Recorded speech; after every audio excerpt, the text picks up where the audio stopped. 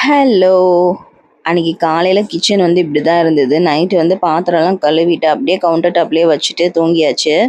So night வந்துட்டு கீரைலாம் ஆஞ்சு வச்சிருந்தேன். So அதனால காலையில பொரியல் பண்ணுறதுக்கு ஈஸியா இருந்தது. அன்னைக்கு வந்து கருணக்கிழங்கு வச்சுட்டு நான் வந்துட்டு குழம்பு பண்ணலாம் அப்படின்னு சொல்லிட்டு அத வந்து பாயில் பண்ணி எடுத்துட்டேன். ஸோ இது வந்து கையில பட்டுச்சுன்னா கொஞ்சம் நம நமன்னு அரிக்கிற மாரி இருக்கும். ஸோ அதனால கையில படாமலே எவ்வளோ முடியுமோ அவ்வளோ பண்ணிட்டுருந்தேன். எங்க வீட்ல அம்மா வந்துட்டு இந்த கருணக்கிழங்க வந்து மசியல் பண்ணுவாங்க. புளிலாம் நெறைய ஊத்தி, பச்சை மிளகாலாம் போட்டு சூப்பரா இருக்கும். எனக்கு ரொம்ப பிடிக்கும். பட் ஹஸ்பண்டுக்கு வந்து அது அவ்வளோ பிடிக்காது.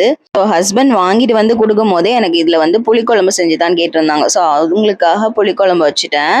3 கிழங்கு மொத்தம் இருந்தது. ஸோ 2 கிழங்க வந்து மசியலுக்காக எடுத்து வச்சிருக்கேன். ஸோ கீரைய வந்து வேக வச்சுட்டு இருக்கும்போதே பாதி கீரைய எடுத்துட்டேன். ஸோ சிண்டுக்கு வந்து கீரை சாதம் செஞ்சு குடுத்துர்லான்னு. ஸோ அவளுக்கு வந்து கீரை சாதம் வந்து மிக்ஸ் பண்ணிட்டேன். மிச்சம் இருக்கிற கீரையில வந்து பொரியலும் செஞ்சு வச்சுட்டேன். ஸோ அன்னைக்கு காலையில சிண்டுவோட ஸ்கூல்ல ப்ராஜெக்ட் ஒர்க்குன்னு சொல்லியிருந்தாங்க. ஸோ அவள கூட்டிட்டு நாங்க 2 பேருமே போயிருந்தோம். ஸோ ஆஃப்டர்நூன் சிண்டுவ போய் கூப்பிட்டுட்டும் வந்தாச்சு. வீடியோ புடிச்சுதுன்னா லைக் பண்ணுங்க. பாய்.